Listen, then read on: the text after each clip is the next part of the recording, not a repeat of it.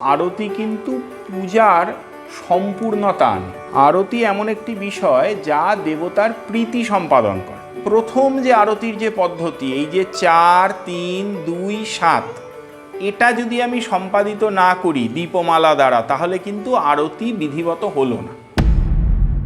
যদি একটি ছোট পট থাকে, সেইখানে আমি মানে পাটা হয়তো দেখা যাচ্ছে, কিন্তু আলাদা করে ঘোরাতে গেলে পুরো চেহারাটাই একদম প্র্যাকটিক্যাল মধ্যে চলে আসে। প্র্যাকটিক্যাল প্রশ্ন কি করে করব, সেটা একটা ছোট বালগোপাল বিগ্রহেও সেটা হতে পারে। হ্যাঁ, এটা আসলে ভাবনাই করতে হবে। তখন আরাত্রিকের দ্বারাও ভগবত প্রীতিতে কিন্তু গোটা পঞ্চতত্ত্বময় যে জগৎ, তার পঞ্চতত্ত্বও শোধিত হয়। এবার কথা হচ্ছে, এই যে বারবার আমরা পঞ্চতত্ত্ব শোধনের কথা বলছি, পঞ্চতত্ত্বটা কি স্পেসিফিক্যালি মানে করতেই হবে, না করলে অসম্পূর্ণ হবে। পূজা হানি, হ্যাঁ, তা মানে পূজার অঙ্গহানি হচ্ছে। সেইটা যদি হয় তাহলে কি কি আমাদের একেবারে রেডি রাখতেই যেটা হবে সেটা হচ্ছে,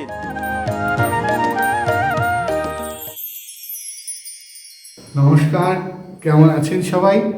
অনেকদিন পর আপনাদের সঙ্গে আবার দেখা হলো। আমি পৃথ্বীরাজ, উত্তরণের পথে স্পিরিচুয়াল জার্নিতে আজকের এই বিশেষ পর্বে আপনাদেরকে স্বাগত জানাই। আমরা আজকে এই মুহূর্তে কলকাতায় নয়, এসেছি রিষড়ায় একজন বিশিষ্ট অতিথির সঙ্গে দেখাশোনা করে, তার সঙ্গে কিছু আলাপচারিতার মাধ্যমে অনেক কিছু জানবার জন্য। চলুন দেখা যাক।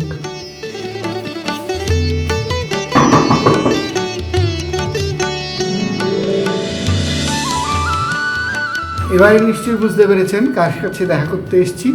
যিনি দরজা খুললেন ঠিকই বলেছেন, ব্রহ্মানন্দজি। আজকে প্রথমে আমরা দেখব ব্রহ্মানন্দজি ঠাকুর ঘর ঘুরে ঘুরে। নমস্কার, কেমন আছেন? ভালো আছি। তাহলে আজকে কিন্তু অনেকবারই ভাবনা চিন্তা করা হয়েছে, কিন্তু শেষ পর্যন্ত এই সমারোহ পৌঁছানো হয়। হ্যাঁ, আজকে বোধহয় এনাদের টান হয়েছে। অতএব তো আমরা দেখছি এই দিক থেকে শুরু হচ্ছে। মহাদেবের একদম ধ্যান নিত্যং মহেশম, একদম পঞ্চবক্ত্রম, এবং হাতে ওই যে মৃগ এবং পরশু, সেইভাবে আছেন। নর্মদেশ্বর আছেন, এখানেও অনেকগুলি বিগ্রহ আছে।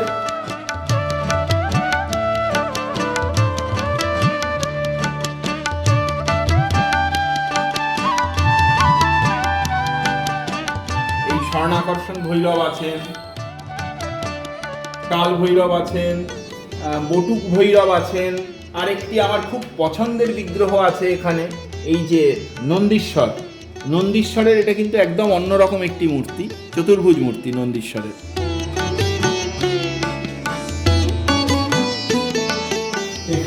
এখানে জগন্নাথ আছেন, একদম সপ্তস্তর করা বিগ্রহ। এই সপ্তস্তরটা কি?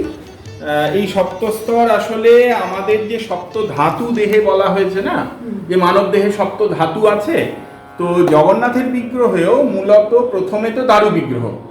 দারু বিগ্রহ মানে শুধু কাঠের কিন্তু মূর্তিটা হয় না, কাঠের ওপরে আরও বেশ কিছু ন্যাচারাল প্রোডাক্ট, যেমন ধুনো, সাবু, গাছের আঠা, তার সঙ্গে লাল কাপড়, সাদা কাপড়, শ্বেতচন্দন, রক্তচন্দন, পাটের সুতো ইত্যাদি দিয়ে, মানে রক্ত, মজ্জা, মেদ, মাংস, এই সমস্ত ধাতুগুলো নির্মাণ করা, তবেই জগন্নাথ বিগ্রহ কমপ্লিট হলো। তারপরে আপনার গুরুদেব আছেন, ব্রহ্মলীন জগৎগুরু শঙ্করাচার্য স্বামী সর্বানন্দ সরস্বতী মহারাজ। ওখানে মনসা আছেন, ওখানেও পঞ্চবক্ত্র মহাদেব আছেন। তারপরে যিনি মুখ্যত আছেন তিনি হচ্ছেন আমার পীতাম্বরা বলরাম, উনি তো মূল দুর্গা আছেন, এবং তার সামনে সিংহবাহিনীর মূর্তি আর কি। আচ্ছা, মানে জগদ্ধাত্রী। আর সামনে ছিন্না আছেন, নবগ্রহ আছেন বগলামুখীর সামনে, আদিত্যাদি নবগ্রহ বসে আছেন। এটিও মানে ওই দক্ষিণ ভারতীয় পরম্পরায় সাজানো একদম। আচ্ছা আচ্ছা। তারপরে এখানে রামচন্দ্র আছেন, রাধা গোবিন্দ আছেন। এই যে নীলবর্ণ যিনি একজন নিয়ে এসেছেন, তো ইনি ধাতু বিগ্রহ। আচ্ছা। আর এই যে কৃষ্ণবর্ণ যে বিগ্রহটি, এই বিগ্রহটি আমাদের বাড়ির বিগ্রহ, ইনি প্রস্তর বিগ্রহ, আর রাধারানী অষ্টধাতু। আর নিচে এই গোপালজি আছেন, এই দুজন গোপাল আছেন, এই দুজনেরই অনেক বয়স। এখানে হচ্ছে গণেশের, এখানে মহাগণপতি আছেন, উচ্ছিষ্ট গণপতি আছেন এবং শ্রীবিদ্যা গণপতি আছেন। এইটি হচ্ছে একদম আসল সুবর্ণমুখী শিলা। এটা একদম ন্যাচারাল একটা ক্লাস্টার, দেখলেই বুঝতে পারবেন একটা ক্লাস্টার। এখানে তো দশ মহাবিদ্যা, এখানে দশ মহাবিদ্যা আছেন, এখানে গায়ত্রী আছেন।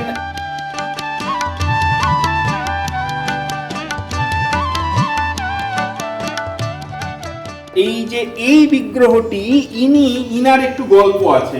ইনি হচ্ছেন সংহার তারাম, নৌকা সিংহাসনারূঢ়াম, নৌকায় বসে আছেন। তো এই বিগ্রহটি দক্ষিণ ভারতে আমার খুব পরিচিত একজন উপাসক তিনি বানিয়েছিলেন। তো তিনি বানিয়ে তার কাছে ছিলেন, তো তার বক্তব্য তার বাড়িতে নানা রকম নাকি অসুবিধা হচ্ছিল, তো তিনি আমাকে দিয়ে দেন। তো আমার কাছে উনি তো রয়েছেন অনেক বছর হলো, তো ভালোই আছেন, কিছু করেন টরেননি। এখানে তো ললিতা আছেন, তার এই যে পঞ্চপ্রেত, এই যে ব্রহ্মা বিষ্ণু রুদ্র ঈশ্বর, তার উপরে মহাদেব সদাশিব এবং তার উপরে ভগবতী। ভগবতীর এক পাশে কামেশ্বর আর এক পাশে বালাম্বিকা, দুপাশে দুজন বসে আছেন। আর মহাদেবের দুপাশে এই যে রাজমাতঙ্গী মানে রাজশ্যামলা এবং মহাবারাহী, ইনিও রাজশ্যামলা। আর ওই পাশে মৎস্যবারাহী আছেন। আর সামনে একজন খুব ইন্টারেস্টিং একজন আছেন, শ্বেতকালী বা মৃত্যুনাশিনী রক্ষাকালী। তিনি এই যে যমের মাথায় একটি পা এবং মহাদেবের বুকে একটি চরণ রেখে দাঁড়িয়ে আছেন। মৃত্যুকে যদি কেউ মুছে দেন তাহলে তো ভগবান নিজের সিস্টেম নিজেই নষ্ট করে দেবেন। মৃত্যুর বাইরে কেউ যেতে পারবে না। ইভেন ব্রহ্মা বিষ্ণু মহেশও অমর নন, তাদেরও তো আয়ুষ্কাল আছে, কিন্তু অকাল মৃত্যু হরণ, এই জন্যেই তার উপাসনা। বিগ্রহের চোখ অতীব সুন্দর। এখানে হচ্ছেন মহাকাল ভৈরব, অন্নপূর্ণা আছে নাকি? অন্নপূর্ণা আছেন, দেখবেন অন্নপূর্ণার সঙ্গে শিব নেই কোনো, তিনি তো আদি একদম তিনি দাঁড়িয়ে আছেন, তিনি বঙ্গদেশের অধিষ্ঠাত্রী, কিছু বলার নেই। বীরভদ্র আর কাল ভৈরব আছেন দুপাশে। আর এখানে আরেকটি বিগ্রহ আমি দেখাতে বলবো, এই যে দেখুন পূর্ণ ষোড়শী বিগ্রহ। এতে ললিতার পাশ অঙ্কুশ ধনুর্বাণ এবং কালীর খড়গমুণ্ড বরাভর, এই চারটে আয়ুধই দুজনের আছে। আর নিচে আমি বলবো, নিচে দেখুন গণেশ, সূর্য, বিষ্ণু, শিব, দুর্গা। তার পাশে আমরা অ্যাডিশনালি আমরা কিন্তু ভীষণভাবেই স্কন্দ বা কার্তিক, তাকে আমরা খুব গুরুত্ব দিই।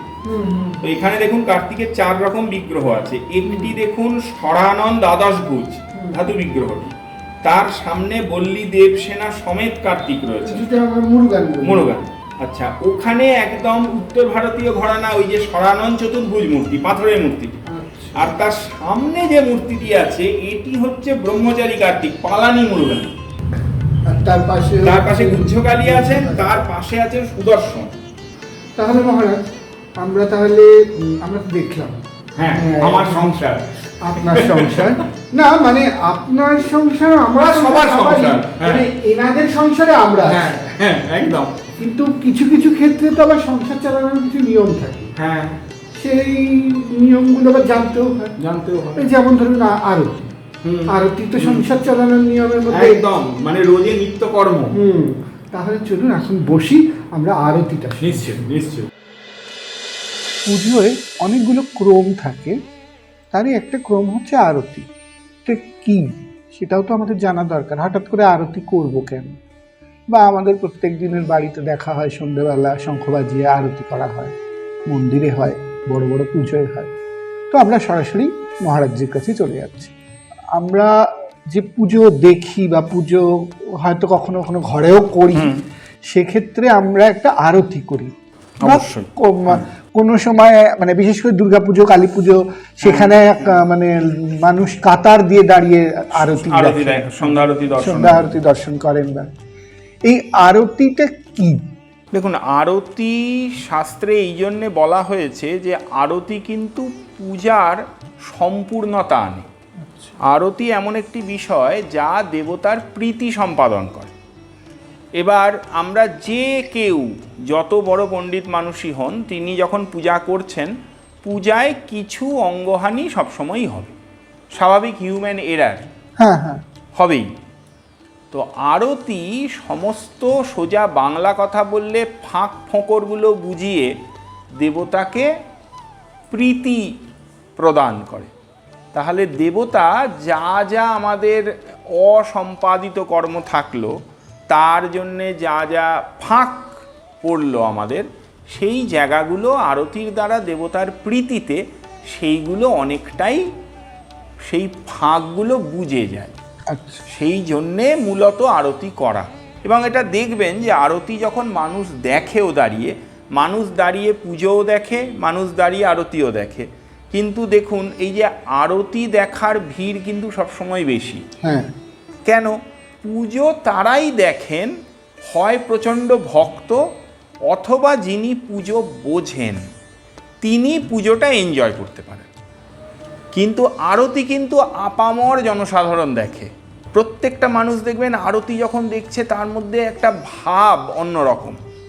ঘুরতে বেরিয়েছিল, হয়তো দুর্গাপুজোর সময় এরপরেই কোথাও খেতে যাবে, কিন্তু ওই সময়টাতে দাঁড়িয়ে কিন্তু হয়তো কোনো একটা মণ্ডপে আরতি হচ্ছে, ওই যে দাঁড়িয়ে গেল কিন্তু তখন। তো আরতি মানুষের মনে কিন্তু একটা ভাব জাগ্রত করে। তাহলে যার উদ্দেশ্যে করছি তিনিও সেই পরিমাণই প্রীতি লাভ করছেন। দেবতাকে প্রীতি প্রদান করা কিন্তু আরতির প্রধান উদ্দেশ্য। প্রীত্যার্থে, হ্যাঁ, এটা কিন্তু আরাত্রিককে নিরাজন বলে কেন? নিরাজনের পদ্ধতি এবং আরাত্রিকের পদ্ধতি কিন্তু একটু আলাদা। আচ্ছা, নিরাজনে জেনারেলি বলা হয় আপাদমস্তক 9 বার ভ্রামিত করার কথা। হ্যাঁ, এই নিরাজনের দ্বারা কিন্তু সমস্ত প্রকার যা যা নেগেটিভিটি সেইগুলো সমস্ত দূরীভূত হয়। নিরাজন যদি আপনি একটু, আমাদের এদিকে তো খুব একটা চল নেই, নিরাজন শব্দটা তো মূলত উত্তর ভারত বা দক্ষিণ ভারতে অধিক ব্যবহৃত হয়। দেখবেন নিরাজন কিভাবে করেন ওনারা, একটি থালার মধ্যে দীপ বা কর্পূর প্রজ্বলন করে তার মধ্যে সামান্য পুষ্প, অক্ষত, একটু মিষ্টান্ন ইত্যাদি রেখে গোটা থালাটা ধরে ভ্রামিত করেন। হ্যাঁ, দিয়ে তারপরে পুষ্পটা দেবতাকে অর্পণ করে দেন। এই নিরাজনটা প্র্যাকটিক্যালি অনেকটা বলবো এই গোটা আরতির একটা প্রায় সাবস্টিটিউট বলতে পারেন। এবং এনারা যে কোনো পুজো দেওয়ার সময়ও এটা করেন কিন্তু, মানে একজন ভক্তের জন্য এটি পুজো দেওয়া হচ্ছে, ওই থালাটা মানে ভ্রামিত করে দিলেন, মানে পূজা আরতি ব্যাপারটা হয়ে গেল আর কি। আর আরতির দেখবেন একটা স্পেসিফিক নিয়ম আছে, বিশেষত প্রদীপের ক্ষেত্রে এটা কিন্তু বলা হয় যে নিয়ম হচ্ছে দেবতার চরণে 4 বার, নাভিদেশে 2 বার, মুখমণ্ডলে 3 বার এবং সর্বাঙ্গে 7 বার। এই ক্রমে প্রথমে দীপ প্রদর্শন করতে হবে, এইটা প্রথম। তারপরে ঢাক বাজছে, সেখানে ঢাকের তালে একটু তিনি আনন্দ করে আরতি করছেন, সেটা ঠিক আছে। কিন্তু প্রথম যে আরতির যে পদ্ধতি, এই যে 4, 3, 2, 7, এটা যদি আমি সম্পাদিত না করি দীপমালা দ্বারা, তাহলে কিন্তু আরতি বিধিবত হলো না। ফলে বিধিবত আরতি কিন্তু ওই কর্মটা করতেই হবে। এই যে সন্ধি পূজার সময় একদম সময় পাওয়া যায় না, সেক্ষেত্রে কি তাড়াতাড়ি করার জন্য, তাড়াতাড়ি করার জন্য নিরাজনও করা যেতে পারে। আবার দেখুন, তাড়াতাড়ি করার জন্যে অন্যান্য অঙ্গ বাদ দিয়ে শুধু প্রদীপ মানে দীপমালা দ্বারা ওই 4, 3, 2 আর 7 আমি আমার সময় লাগানোর দরকার নেই, তো জাস্ট ভ্রামিত করে যদি রেখে দিই তাতেও কিন্তু কর্মটা সম্পাদিত হয়। এবার তারপরে তো খানিকটা সময় হাতে থাকলে সৌন্দর্য এবং ভাব অ্যাড করা হয় তাতে। এটা যেমন সত্যি, তার সঙ্গে আবার এটাও সত্যি যে আরাত্রিক করতে করতে ভাবের আধিক্যে আরাত্রিকের পদ্ধতি বিকৃত হয়ে যায় কিন্তু অনেক সময়। দেখবেন যে তিনি হয়তো প্রচণ্ড নাচানাচি করছেন বা নানা রকম অঙ্গভঙ্গি করছেন, এটা কিন্তু খুব একটা আরাত্রিকে কাম্য নয়। এবার কেউ কেউ বলতে পারেন যে দেবতা কি নৃত্য গীত ইত্যাদি দেখলে দেবতা প্রীত হন না? অবশ্যই দেবতা প্রীত হন, কিন্তু নৃত্য গীত ইত্যাদি দেবতাকে নিবেদন করারও কিন্তু একটা আলাদা বিধি আছে। আরাত্রিক একটি আলাদা বিধি, নৃত্য গীতাদি রাজোপচার, রাজোপচার নিবেদন করার আলাদা পদ্ধতি আছে, সেখানে বিশুদ্ধ নৃত্য প্রদর্শন হবে। আন্দোলিকা, ছত্র, চামর, গীত, বাদ্য, নৃত্য ইত্যাদি দ্বারা রাজোপচার নিবেদন, তাতেও কিন্তু দেবতার অসম্ভব প্রীতি সম্পাদন হয়। তো এটা একটা আলাদা, এই নৃত্য গীতাদি রাজোপচার এবং আরাত্রিক দুটোকে মিলিয়ে। এবং এটা খুব সত্যি কথা যে অনেকে তো দেখুন, আমাদের যারা পুজো করতে যাচ্ছেন তারা তো আর শাস্ত্রীয় নৃত্যের ট্রেন্ড নন, তো ফলে একটা বিকৃত অঙ্গভঙ্গি অনেক সময় হয়ে যায়, সেইগুলো অ্যাভয়েড করা ভালো আমি মনে করি। তাহলে আমরা যদি আরতি করতে যাই তাহলে কি কি কি জিনিস দিয়ে আরতি করব, কি কি উপাচারে আরতি করব, আর যখন মূল পূজায় যাই তখনও যে বিভিন্ন উপাচার আমরা নিবেদন করি, প্রথমে ধূপ তারপর দীপ। তাহলে আরতির ক্ষেত্রেও কি আগে শুরু করব ধূপ দিয়ে তারপর দীপ দিয়ে? এইটা আমি বলতাম শুরুতেই, সেটা হচ্ছে আমাদের কিন্তু কমন প্র্যাকটিস হচ্ছে প্রথমে দীপ প্রদর্শন, তারপরে কর্পূর, তারপরে ধূপ, এটা কমন প্র্যাকটিস। কিন্তু আরতির নিয়ম মেনে যদি আমি আরতি করি, প্রথমে ধূপ প্রদর্শন করার কথা, প্রথমে ধূপের আরতি হবে, তারপরে দীপের আরতি।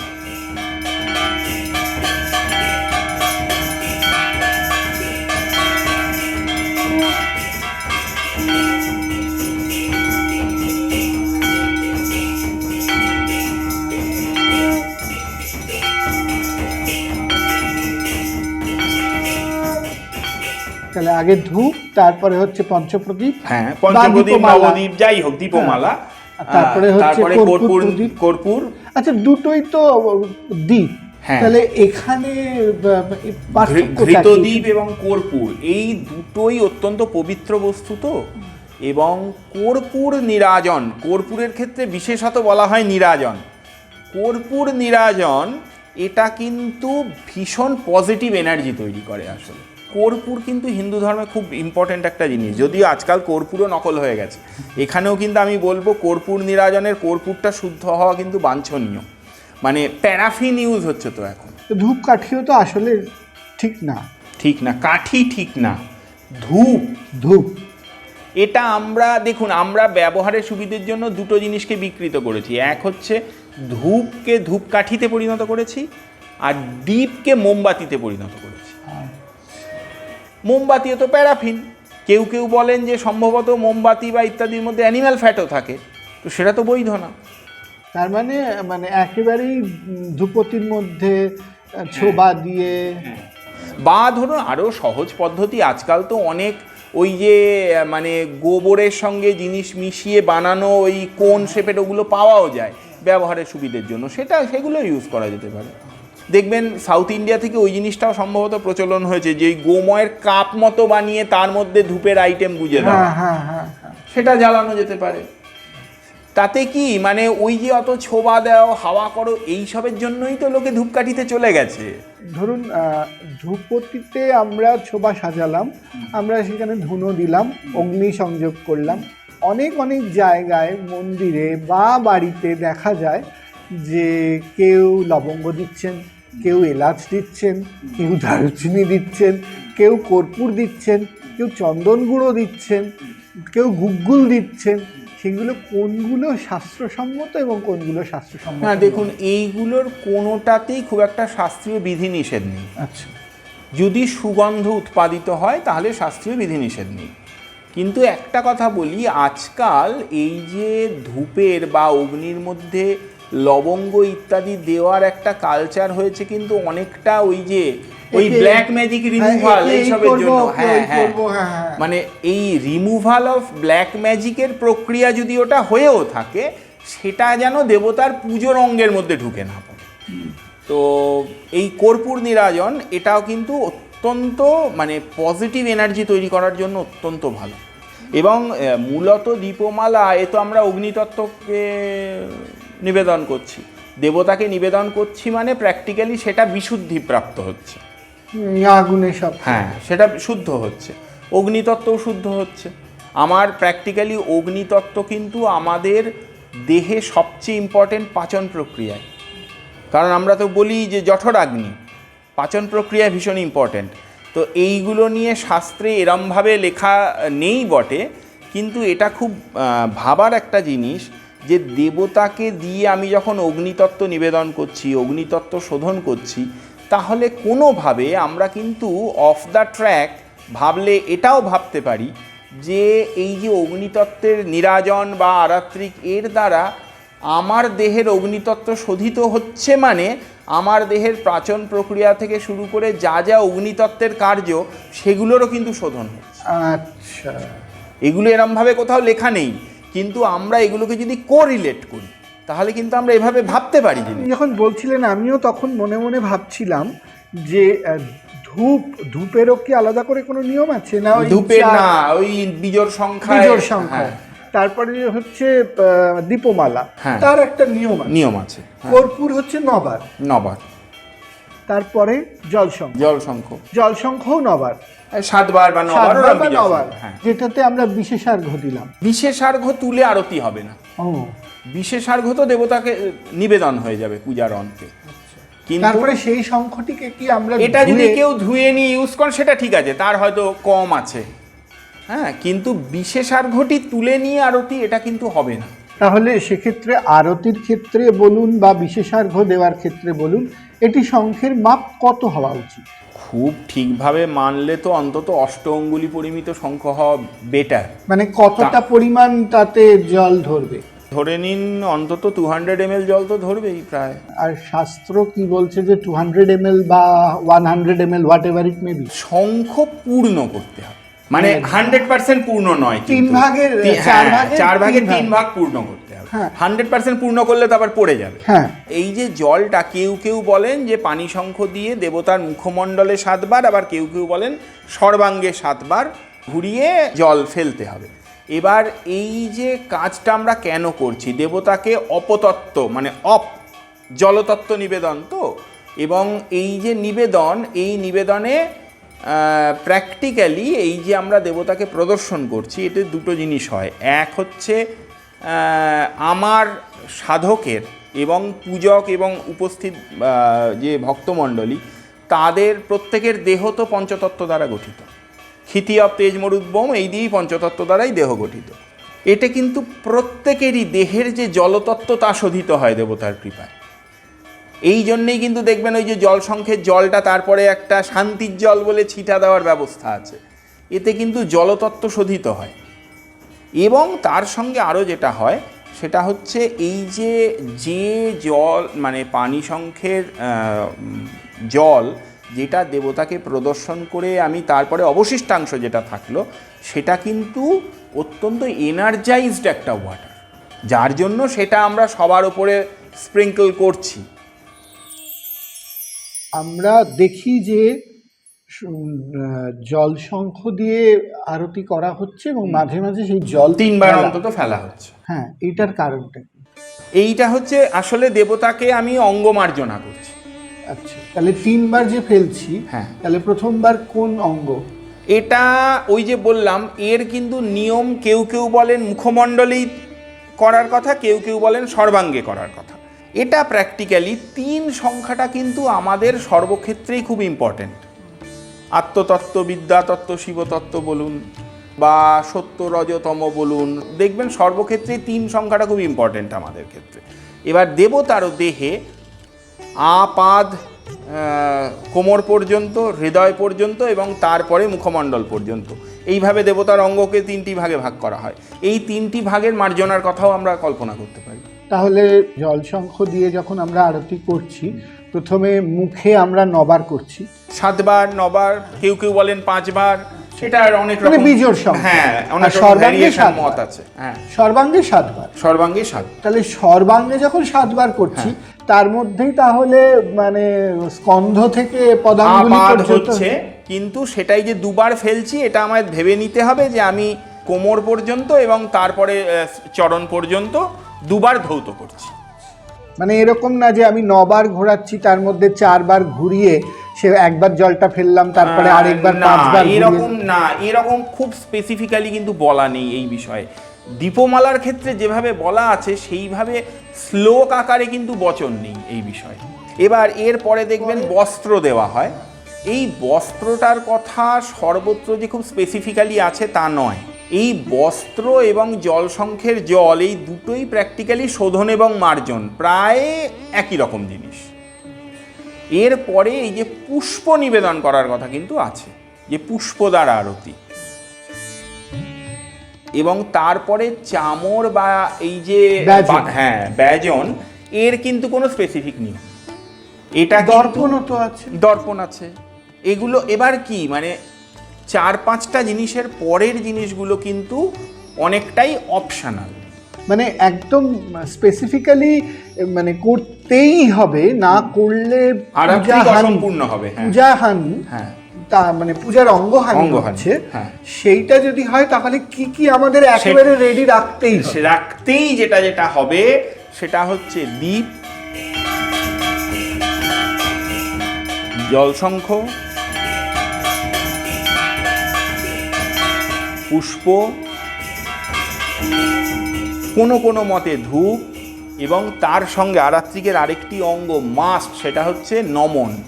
আরাত্রিকের পরে দেবতাকে প্রণাম, এটা আরাত্রিকের অঙ্গ। হ্যাঁ,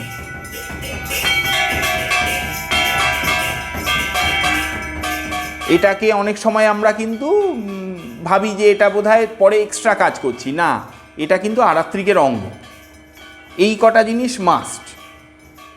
এরপরে অনেক অ্যাডিশনাল জিনিস দেখবেন, অনেক ভারত সেবাশ্রম বা ইত্যাদি জায়গায় তো অস্ত্র শস্ত্র দ্বারাও আরতি করার ব্যবস্থা আছে। আমি তো এমনও দেখেছি একটি জায়গায়, আমার মনে আছে বর্ধমানের ভেতরে একটি গ্রামে, সেখানে ওই চামুণ্ডার পুজোয় মহিষ বলি হয়, সেই মহিষের মাথাটি একজন নিজের মাথার মধ্যে ওই থালার মধ্যে বসিয়ে নিয়ে দেবতার সামনে বহুক্ষণ ধরে মানে বিভিন্ন ভঙ্গিমায় দেবতার সামনে সেটা নিয়ে নৃত্য করেন। তারপরে সেটা নিয়ে আবার মানে গ্রাম ভ্রমণে বেরোয়। তো এগুলো অনেক জায়গায় অনেক রকম লোকাচার আছে, এবং সেগুলো কিন্তু কয়েকশো বছর ধরে পালিত হয়ে আসছে। আচ্ছা, তাহলে পানি শঙ্খ এবং বস্ত্র দুটোই দেওয়া যায়? দুটোই দেওয়া যায়। আচ্ছা, ব্যজন অপশনাল? ব্যজন করাটা কাম্য, কিন্তু ব্যজনের কোনো নির্দিষ্ট নিয়ম নেই। যেটা বলা হয় না যে অষ্টমঙ্গল সংযুক্তে দুর্গে দেবী নমস্তুতে, সেক্ষেত্রে অষ্টমঙ্গলের মধ্যে যেমন বৈজয়ন্তী আছেন, তেমন আবার ব্যজন আছে, শঙ্খ আছে, এবং শঙ্খনাদও আছে। সেটাই আমি বলতে যাচ্ছিলাম, যে তাহলে কি মানে ব্যজনটা মানে মাস্ট নয়? এটা না, ওই যে বললাম, ওই যে বলেছে যে 5টা অঙ্গ অন্তত মিনিমাম করবে, সেখানে যদি ব্যজন অনুপস্থিত থাকে তাহলে একেবারে পূজার অঙ্গহানি হয়ে যাবে না, কিন্তু যথাসম্ভব করা বাঞ্ছনীয়। কিন্তু বৈজয়ন্তী তো আমরা দেখাতে পারি না, সেখানে বৈজয়ন্তী আর কোথায়, সে তার বদলে এই যে পুষ্প ইত্যাদি, পুষ্প এই যে সর্বকর্ম সম্পাদন করে। তাহলে এক্ষেত্রে আপনি যদি আমাদের শ্রোতৃবৃন্দ বা দর্শকবৃন্দকে একটু বুঝিয়ে দেন যে বৈজয়ন্তী এবং ব্যজন কি? দেখুন, ব্যজন বলতে প্র্যাকটিক্যালি তো চামর, তো চামর এবং পাখা এইগুলো দ্বারা যে দেবতাকে সেবা, এটা প্র্যাকটিক্যালি ব্যজন। আচ্ছা, এইটা আরতির অঙ্গ হলেও এটা সেবার অঙ্গীভূত। আচ্ছা, এবং ব্যজন অনেক জায়গায় দেখবেন যে খালি আরতি নয়, অনেক সময় যারা খুব বিধি মানে সাজিয়ে গুছিয়ে সুন্দর করে পুজো করেন, তারা পূজার সময় চলাকালীন দুদিক দিয়ে হয়তো, কারণ এটা সেবার অঙ্গীভূত। তো সেই জন্যে এই সেবাটা করা দেবতাকে বাঞ্ছনীয়। এখানে এবার খুব যদি আমি লজিক্যালি বলি না, দেখুন, পূজা যখন এই বিধিগুলো তৈরি হয়েছে প্রায় 4-5 হাজার বছর আগে, তখন আমাদের মাথার উপরে ফ্যান ঘুরতো না। তখন হাওয়া বলতে হয় প্রাকৃতিক হাওয়া, নয় ব্যজন। সেই জন্যে রাজারও তো দুপাশে দাঁড়িয়ে থাকতো যারা একটু, তারপরে দেখুন ব্রিটিশ পিরিয়ডের আগের পিরিয়ড, ওই যে পাংখাওয়ালা, ওই যে পুল করছে, পাংখা পুলার, হ্যাঁ, সে পুল করছে। তো এইটা প্র্যাকটিক্যালি এটা ছাড়া আমার কষ্ট হয়, তো সেই জন্য দেবতার যাতে কষ্ট না হয়, নেসেসিটি অফ দ্য লাইফ, হ্যাঁ, দেবতার যাতে কষ্ট না হয়। তো সেই জন্য এই বিষয়গুলো না খুব দেখবেন, মানুষ তো আত্মবৎ সেবা করেছে সব সময় দেবতাকে, হ্যাঁ, আত্মবৎ সেবা করতে গিয়ে এই জিনিসগুলো ডেভেলপ করেছে, যে আমার এটা যখন কষ্ট হচ্ছে তাহলে তো তারও কষ্ট হচ্ছে, তখন তাহলে তাকে আমি ওইভাবে বৈজয়ন্তী? বৈজয়ন্তী বলতে শাস্ত্রে তো একটি বিশেষ ফুলের কথা বলা হয়েছে, কিন্তু বৈজয়ন্তী দুর্গা খুব প্রিয় পুষ্প। হ্যাঁ, কিন্তু এই জিনিসগুলো তো এখন আর পাওয়া সম্ভব না। তো সেই জন্যে আমার মনে হয় যে যা যা অ্যাভেলেবেল না সেইগুলো অ্যাভেলেবেল পুষ্প দেবতাকে অর্পণ করে সম্পাদন করা ভালো। আমরা সাধারণত যে পুজো করি বা অন্যান্য জায়গায় হতে দেখি সেগুলো তো সাত্ত্বিকী পুজো হয়, কিন্তু যখন তন্ত্রোক্ত পুজো হয় সেখানেও তো আরতি হয়। আরতি হয়, তারও কি সিস্টেমটাই একই? আরতির সিস্টেমটা এক। আচ্ছা, আরতির ক্ষেত্রে যে খুব আলাদা কিছু বলা আছে তা নয়। এবং এক্ষেত্রে বলি, যখন আমরা ওপেন পুজো করি তখন কিন্তু অনেকটা পুজোই প্র্যাকটিক্যালি মিশ্রাচারে হয়, আচার মিশ্রিত হয়ে গেছে। যদি খুব ক্রিটিক্যাল তান্ত্রিক উপাসনার কথা বলেন, তার মধ্যে কিন্তু এই জাতীয় পর্বগুলো নেই। শ্মশানে যখন শিবাভোগ দিচ্ছে তখন আর আরতি করবে কোথায়? এবার শ্মশানে যখন কোনো গুপ্ত কর্ম কেউ করছেন তখন তিনি ডেফিনিটলি ঘণ্টা টন্টা বাজিয়ে ঘণ্টা বাদন ইত্যাদি করে বাদ্যযন্ত্র দ্বারা আরতি তিনি করবেনই না, কারণ তিনি গুপ্ত ক্রিয়া করছেন। আমরা প্র্যাকটিক্যালি এখন পুজো বলতে যা বুঝি সেটা অনেকটাই মিশ্রাচার। দেখুন, তন্ত্রের অনেক জায়গায় কিন্তু একথাও বলা আছে যে মণ্ডল রচনা করে বা যন্ত্র রচনা করে পূজা করবে, পূজান্তে সবটা বিসর্জন দিয়ে দেবে। এই যে আমরা দেবতার বিগ্রহ প্রতিষ্ঠা ইত্যাদি করে পুজো করছি, এর মধ্যেও মিশ্রাচারের প্রভাব আছে।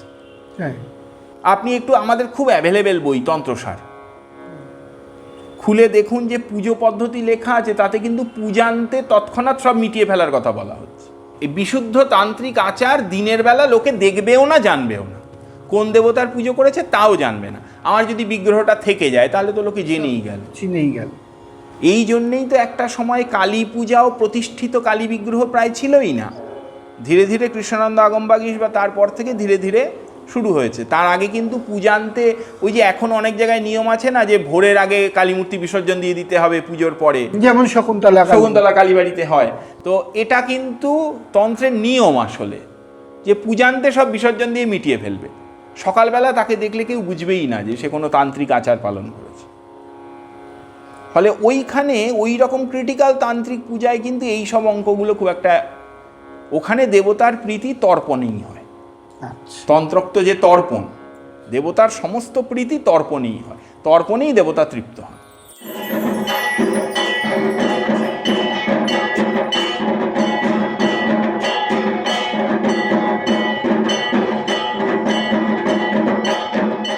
এই যে দীপমালা, সাধারণত আমরা দেখি পঞ্চপ্রদীপ। হ্যাঁ, তাহলে এই পঞ্চপ্রদীপ কি কোনোভাবে পঞ্চতত্ত্বের সাথে রিলেটেড? পঞ্চ শব্দটা পঞ্চতত্ত্বের সঙ্গে রিলেটেড। আবার আমি বলি, আরতির আইটেমগুলোর মধ্যেও পঞ্চতত্ত্বের আইটেম আছে।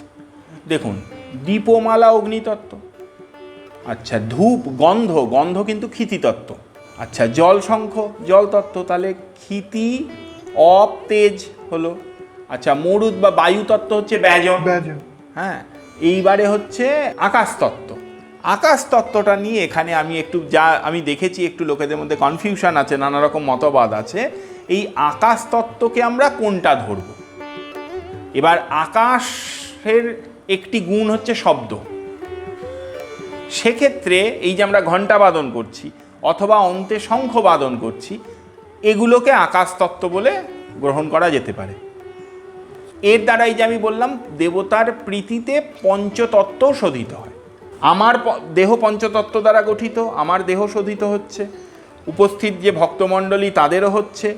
এবং এই যে মহাজাগতিক পঞ্চতত্ত্ব, আমরা যেমন বলি হাবনের দ্বারা বায়ু ইত্যাদি শোধিত হয়, পরিবেশ শোধিত হয়, তেমনি আরাত্রিকের দ্বারাও ভগবত প্রীতিতে কিন্তু গোটা পঞ্চতত্ত্বময় যে জগৎ, তার পঞ্চতত্ত্বও শোধিত হয়।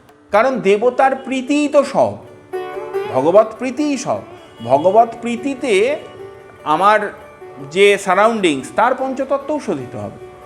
গন্ধ যতদূর ছড়ালো সেই জায়গাগুলো তো শোধিত হবে। এই যে শঙ্খবাদন, শঙ্খের আওয়াজ যতদূর পৌঁছাচ্ছে, তারপরে দেখবেন অনেক জায়গায় আরতির অন্তে প্রণাম, যে প্রণামের সঙ্গে ওই জয়ধ্বনি দেওয়ার, জয়ধ্বনি দেওয়া হয়। এই যে জয়ধ্বনি, এই জয়ধ্বনির শব্দ মানে ভগবান নাম যতদূর পর্যন্ত পৌঁছাচ্ছে সেই পর্যন্ত শোধিত হচ্ছে। এবার কথা হচ্ছে এই যে বারবার আমরা পঞ্চতত্ত্ব শোধনের কথা বলছি, পঞ্চতত্ত্বটা কি? 5টা জিনিস দিয়ে আমাদের শাস্ত্র বলে যে এই গোটা জগৎ তৈরি হয়েছে। ক্ষিতি, অপ, তেজ, মরুত, বোম। কি এরা? ক্ষিতি মানে সলিডগুলো, সলিড ম্যাটার। অপ মানে লিকুইড ম্যাটার, জল তত্ত্ব। তেজ মানে অগ্নি, হিট, দাহিকা শক্তি। মরুত বায়ু, বায়ু ছাড়া তো প্রাণই ধারণ করা যাবে না। এই তাতে আপনি অক্সিজেন বলুন, নাইট্রোজেন বলুন, কার্বন ডাইঅক্সাইড বলুন, সব কিছুই আছে, বায়ুতত্ত্ব। আর সর্বোচ্চ হচ্ছে বোম, আকাশতত্ত্ব। এটা নিয়ে কিন্তু একটা কনফিউশন সবার মনেই থাকতে পারে যে বাকি সবগুলো বুঝলাম, আমার শরীরে আছে, আকাশ কোথা থেকে এলো? এবার একটা জিনিস বুঝতে হবে, এটাই তো ব্রহ্মাণ্ড। হ্যাঁ, একটা জিনিস বুঝতে হবে, আকাশ মানে খালি স্কাই না। না, এই যে আমার চারপাশের ফাঁকা জায়গাটা, এটাও আকাশ, ব্রহ্মাণ্ড। এবার একটা খুব অদ্ভুত কথা আমাদের শাস্ত্রে আকাশ তত্ত্ব সম্বন্ধে বলে যে ঘটাকাশ আর চিদাকাশ। এই যে গোটা, ধরুন এখানে আমি যদি একটা মাটির ঘটি এখানে বসাই, মাটির ঘটিটা চাপা দিয়ে দিলাম, মাটির ঘটির ভেতরটা ফাঁকা। ফাঁকা মানে কি? ওটাও আকাশ তত্ত্ব, কিন্তু ওটা বদ্ধ হয়ে আছে। এবার আমি মাটির ঘটিটা যদি এখন বাড়ি দিয়ে ভেঙে দিই, তারপরে আর মাটির ঘটির ভেতরে ফাঁকাটা আর আপনি আইডেন্টিফাই করতে পারবেন না, ওটা মিশে গেল। আকাশ তত্ত্ব সবচেয়ে ইম্পর্টেন্ট, কিন্তু এই আকাশ তত্ত্বটাকে আমরা বুঝতেই পারি না। বোম তত্ত্ব, প্র্যাকটিক্যালি সব কিছু ওতেই সমাহিত হয়, আর বাকি স্থূল তত্ত্বগুলো আমরা দেখতে পাই। তো এই পঞ্চ মহাভূত এই জন্য ইম্পর্টেন্ট, মানে এরা একেবারেই ভূত নয়, দাঁত টাত খিঁচোয় না এরা, সেটা না, পঞ্চ মহাভূত। হ্যাঁ, ভূত মানে অ্যাকচুয়ালি অতীত। হ্যাঁ, এবং যখন একজন মানুষ অতীত হচ্ছেন তখন তার পার্থিব শরীরটা পঞ্চভূতে বিলীন হয়ে না গেলে আমাদের মানে পরিবেশ দূষণ। হ্যাঁ, ফলত তাকে মানে এক এক জায়গায় কনসেপ্টটা খুব সুন্দর। দেখুন, পঞ্চভূতময় দেহ, এই দেহটা যখন দেহটা তো আসলে আমার আধার, দেহটা আমি নই, দেহটা আমার আধার। তো এই যে অন্নময় কোষ দ্বারা গঠিত এই যে দেহটা, যখন এটা আমার অপ্রয়োজনীয় হয়ে গেছে, আমি একে ছেড়ে চলে গেছি, তখন একে আমি কেন সাজিয়ে গুছিয়ে জমা করে রাখবো? একে পঞ্চভূতে বিলীন করে, তাহলে আইটেমসগুলোকে আমি আবার ফেরত দিয়ে দিলাম প্রকৃতিকে, প্রকৃতি থেকেই পাওয়া গেছিল, ফেরত দিয়ে দিলাম। এই কনসেপ্টটাও কিন্তু খুব ভালো কনসেপ্ট। এবার দেখুন, আমাদের দহন করা হয়, দহন করে তাৎক্ষণিকভাবে ফেরত দিয়ে দিলাম। আবার দেখুন, যেখানে দফন করা হয় মানে পুঁতে দেওয়া হচ্ছে, প্র্যাকটিক্যালি ফেরতই দিচ্ছে, একটু আরেকটু স্লো, অন্যরকম ভাবে স্লো হচ্ছে, কিন্তু ফেরত দিচ্ছেন সবাই, প্র্যাকটিক্যালি ফেরত দিয়ে দিচ্ছেন। কারণ এই কনসেপ্টটা সবারই আছে যে এখান থেকেই নিয়ে এটা তৈরি হয়েছে, এখানে এটা ফেরত দিয়ে। পঞ্চতত্ত্বটা বোঝা গেল। তবে একটা অদ্ভুত কথা আপনার কাছে শুনলাম, হয় দহন নয় দফন। খুবই ভালো, কিন্তু সেই ক্ষেত্রে যদি বলি, আমি অন্য কোনো কন্ট্রাডিক্টরি মানে ভার্সনে যাব না বা টপিকে ঢুকবো না। এই যে একটা কথা যে আমরা এই ধারায়, আমরা ওই ধারায়, সেরকমভাবে বৈষ্ণব পরম্পরা আছে, গৌড়ীয় পরম্পরা আছে। তো তাদের ক্ষেত্রে এবং আমরা ইন জেনারেল যে আরতি দেখি, দুটোই কি মানে একদম সমান, নাকি তাদের আলাদা, গৌড়ীয় বা বৈষ্ণবদের আরতি পদ্ধতি বা আচার খানিকটা ভিন্ন, আর যেটা ইন জেনারেল আমাদের হয় সেটা খানিকটা ভিন্ন? না, এটা আমি বলি যে যেটা হয়েছে, শাস্ত্রীয়ভাবে আরতির পদ্ধতি সবার জন্যই সমান, কিন্তু বৈষ্ণব ধর্মের একটা মাধুর্য হচ্ছে সব কিছুকে ভাবে পরিণত করা। উনারা যখন দীপ নিবেদন করছেন, তখন এই যে আমরা কঠিন কঠিন কথা বলছি, অগ্নিতত্ত্ব, এই সব কথা উনারা বলছেন না, কিন্তু উনারা কি বলছেন, তুমি দীপ দ্বারা ভগবানের এই যে অনিন্দ সুন্দর মুখপদ্ম, সেই মুখপদ্ম দর্শন কর, ভগবানের শ্রীচরণ, তা দর্শন করার জন্য যেন আমি দ্বীপ প্রদর্শন করছি। এতে কি হচ্ছে, কঠিন তত্ত্ব কিছু বলছি না, কোনো কঠিন কথা কাউকে বলিনি, কিন্তু ব্যক্তিটা যখন এটা ভেবে নিবেদন করছে, আপনি ভাবুন যখন এটা ভেবে সে দ্বীপ প্রদর্শন করছে, তার মন কিন্তু ওই ভগবানের বিগ্রহের মধ্যে কনসেন্ট্রেটেড হচ্ছে। ওখানে তার ওই যে চরণের দিকে তাকাচ্ছে, মুখপদ্মের দিকে এটা কিন্তু একটা ভাব জেনারেট করে। এইটা হচ্ছে বৈষ্ণব ধর্মের একটা মাধুর্য। শঙ্খের জল নিবেদন করছি, কঠিন করে বলছি জলতত্ত্ব শোধিত হচ্ছে ইত্যাদি ইত্যাদি, এত কিছু না ভেবে যদি আমি ভাবি যে আমি ভগবানের চরণ ধৌত করছি। যারা বাল গোপালের সেবা করছেন তারা ভাবছেন যে গোপাল তো গোষ্ঠে গেছিলেন, গোষ্ঠ থেকে ফিরেছেন, সন্ধ্যা আরতিতে আমি যেন তাকে তার শ্রীঅঙ্গ ধৌত করছি। তারপরে ওই যে বললাম বস্ত্র দ্বারা তাকে মার্জনা করছি। এই ভাব নিয়ে যখন তিনি আরতিটা করছেন, তার আরতিতে কিন্তু আর অন্যদিকে মন যাচ্ছে না, আরতিটা 100% তার মনটা দেবতাতে। হ্যাঁ, এইটা কিন্তু একটা অদ্ভুত সৌন্দর্য। হিন্দু ধর্মেও আমি এই কথাটা সবসময় বলি যে অনেক কিছুকে কিন্তু বিভিন্ন পৌরাণিক গল্পে খুব কঠিন কঠিন তত্ত্বকে রূপকের মাধ্যমে উপস্থাপিত করা হয়েছে। মানুষ কঠিন তত্ত্বটা না বুঝেও রূপকটাকে মনে রেখেছে, তাতে তত্ত্বটা কিন্তু ধারাবাহিকতা রক্ষা হয়েছে। এটা কিন্তু খুব ভালো একটা জিনিস। আমাদের ঋষিরা কিন্তু এটা ভেবেই এটা করেছে। আমি একটা ছোট্ট উদাহরণ দিই, একদম অন্যরকম, এই আলোচনার মধ্যেই নেই, কিন্তু একটা ছোট্ট উদাহরণ দিই। যারা জ্যোতিষ চর্চা করেন তারা মোটামুটি এটা প্রায় সবাই বলেন যে ওই বৃহস্পতি এবং শুক্র দুটি গ্রহ পরস্পরের বৈরী। এবার দেখুন এই কথাটা আমাদের পুরাণে কি সুন্দর করে, একজনকে দৈত্যগুরু, একজন দেবগুরু, এই দুজনের বিভিন্ন কাহিনী মানুষ কিন্তু অটোমেটিক্যালি জানে এরা দুজন বৈরী। তো এই যে অদ্ভুত সুন্দরভাবে এই যে রিপ্রেজেন্টেশন, বৈষ্ণব ধর্মে এটা মধুরভাবে রিপ্রেজেন্ট করা। এই মধুর ভাবটা কিন্তু ভীষণভাবে ভক্তি ভাব, কনসেন্ট্রেশন। যখন এটা আমি ভাবছি, মনটা কিন্তু অন্য জায়গা থেকে এসে এখানে বসে গেছে। আলটিমেটলি তো তাই করতে বলা হয়েছে যে চিত্ত সংযম করো, মনকে এক জায়গায় এনে নিয়োজিত করো, সেটা অটোমেটিক হয়ে যাচ্ছে কিন্তু ওই ভাবে।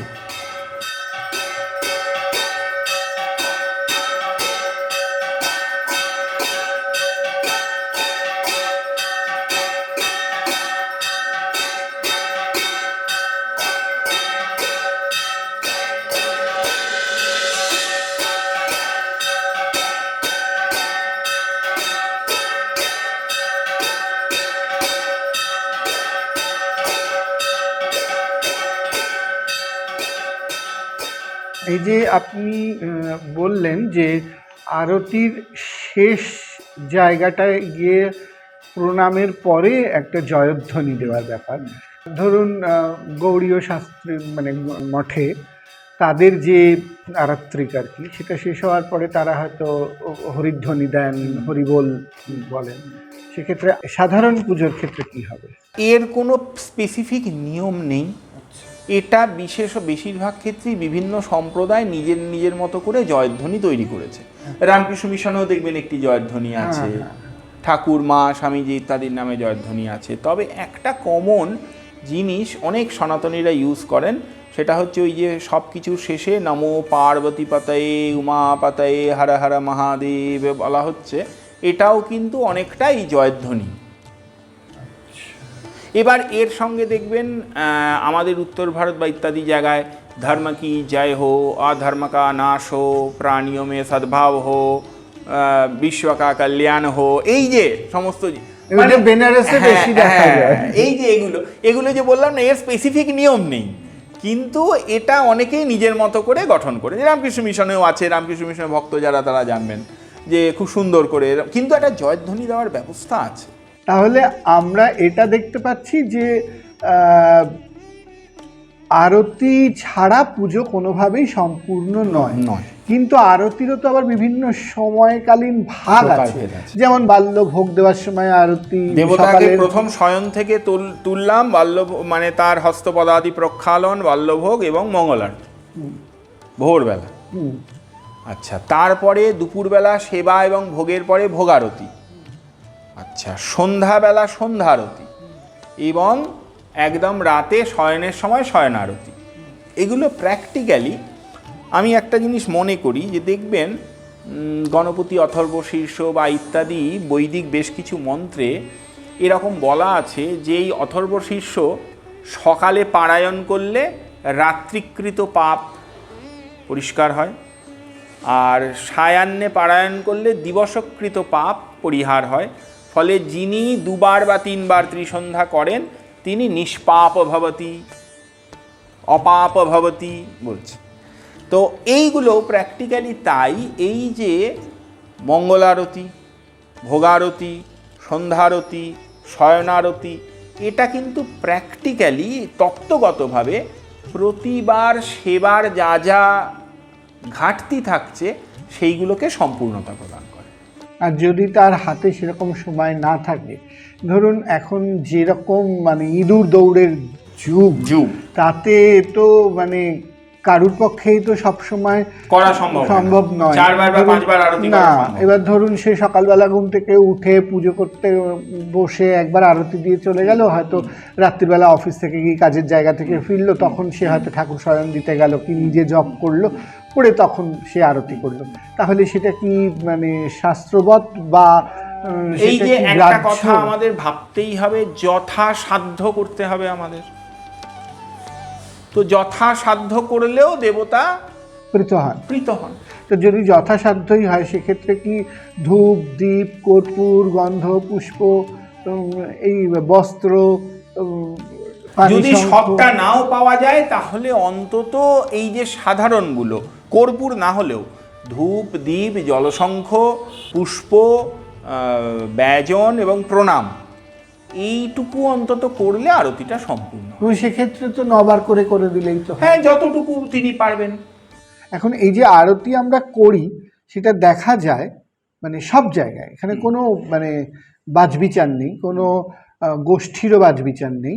সেটা হচ্ছে যে আমরা দেবতার দিকে তাকিয়ে যখন করছি, আমরা আমাদের ক্লকওয়াইজ করছি, দেবতার ক্ষেত্রে সেটা অ্যান্টি ক্লকওয়াইজ হচ্ছে। এটা কি বিশেষ কোনো নিয়মে মানে আমরা এভাবে যে করি সেটা না করে আমরা শুরুটাই কি এভাবে করতে পারি না? মানে আমরা করি যখন সবসময় দক্ষিণাবর্তে, আমাদের জীবনচক্রটাও তো ক্লকওয়াইজই ঘুরছে। এটার সঙ্গে কি এই আরাত্রিক তত্ত্বের কোনো রকম? হ্যাঁ, দেখুন আমাদের এই যে ক্লকওয়াইজ জীবনটা ঘুরছে, আমরা পঞ্চতত্ত্ব দ্বারা আরতি করছি। এই যে পঞ্চতত্ত্বময় দেহ, এই পঞ্চতত্ত্বগুলোই ধীরে ধীরে পরিণতি প্রাপ্ত হয়, আবার আমরা পঞ্চতত্ত্বে বিলীন হয়ে যাই। এই যে গোটা সাইকেলটা, মানে এটাকে একটা আপনি জীবন মৃত্যুর সাইকেলের সঙ্গেও তুলনা করতে পারেন। দেখুন, যদি বলি জীবনকে অনেক জায়গায় শাস্ত্রে দ্বীপের সঙ্গে তুলনা করা হয়েছে। জীবন দ্বীপ। হ্যাঁ, প্রদীপটা প্রজ্বলিত হয়, নিবেদিত হয়, মানুষ পুজোতেও তো তাই বলা আছে। হ্যাঁ, তারপরে নির্বাপিত হয়। হ্যাঁ, এটাও তো একটা জীবন। দ্বীপ পুরস্চরণের কথা আছে, যে একটি বড় পাত্রে ওই ঘৃত বা তৈল পূরিত করে ওই দ্বীপটি যতক্ষণ জ্বলবে ততক্ষণ পর্যন্ত জপ। এটা প্র্যাকটিক্যালি জীবৎকাল জপ হলো। প্রদীপ যখন প্রজ্বলন করলাম তখন জীবন শুরু হলো, যখন প্রদীপ অটোমেটিক নির্বাপিত হয়ে গেল তখন জীবন শেষ হলো। এ প্রায় যাবজ্জীবন জপের সমতুল্য। সনাতন ধর্মের এটা একটা সৌন্দর্য। এটার জন্যেই সনাতন ধর্ম এখনো জীবনের সঙ্গে মিলে এখনো টিকে আছে। আমাদের শাস্ত্র তো বলছে যে 8 প্রকারের দেবতার আধারে পুজো করা যায়। তার মধ্যে একটা হচ্ছে পট, ঘট, পট, দারু বিগ্রহ, ধাতু বিগ্রহ, প্রস্তর বিগ্রহ, রত্ন বিগ্রহ এবং বালুকা বা সৈকত বিগ্রহ। তো এক্ষেত্রে যদি একটি ছোট পট থাকে, সেইখানে আমি মানে পাটা হয়তো দেখা যাচ্ছে, কিন্তু আলাদা করে ঘোরাতে গেলে পুরো চেহারাটাই একদম প্র্যাকটিক্যাল মধ্যে চলে আসে। প্র্যাকটিক্যাল প্রশ্ন কি করে করব, সেটা একটা ছোট বালগোপাল বিগ্রহেও সেটা হতে পারে। হ্যাঁ। হ্যাঁ, এটা আসলে ভাবনাই করতে হবে, তখন না, অনেকটা মানস পূজার মানুষ ভাবনাই করতে হবে যে আমি তার চরণে 4 বার ভ্রমণ করলাম, নাভিতে 2 বার করে, ওই পুরোটা ভাবনাই করতে হবে, এবং ভাবগ্রাহী জনার্দন তিনি ভাবনা গ্রহণ করেন। সাধারণত কোনো মন্দিরে বা বাড়িতে, অনেকের বাড়িতেই শিবলিঙ্গ প্রতিষ্ঠিত থাকেন, প্রতিষ্ঠিত শালগ্রাম থাকেন। তো আরতি তো সবাইকে দেখি দাঁড়িয়েই করতে। আবার কেউ কেউ বলেন যেহেতু শালগ্রাম নিচে রাখা হয়, যেহেতু মানে ধরুন একটা টুলের ওপরেও যদি থাকেন তিনি, আমি দাঁড়ালে আমার থেকে অনেকটা নিচে, সেক্ষেত্রে কি মানে দাঁড়িয়ে আরতি করব নাকি বসে? না, দেখুন, আরতির ক্ষেত্রে কিন্তু সর্বত্র বলা আছে দাঁড়িয়েই আরতি করার কথা, বসে আরতি করার কথা বলা নেই। সেক্ষেত্রে যদি উচ্চতায় মানে নিচেও হয়, হ্যাঁ, তাতে কোনো অসুবিধে নেই। এবং আমি একটা কথা বলবো, যে শালগ্রাম বা শিবলিঙ্গের কথা বলে একটা জিনিস ভালোই করলেন, যে শালগ্রাম শিলায় কোথায় পা, কোথায় নাভি, কোথায় মাথা, তাহলে সেক্ষেত্রে কতবার ভ্রমণ কি করব গোটাটাই, তখন তার মানে আসলে শালগ্রাম নিচে নেই। শালগ্রাম হচ্ছেন ভগবান বিষ্ণুর প্রতীক। আমি যখন আরতি করব তখন আমি ভাববো পূর্ণাঙ্গ ভগবৎ বিগ্রহ আমার সামনে দাঁড়িয়ে আছে। আচ্ছা, এবং শিবলিঙ্গের ক্ষেত্রেও তাই।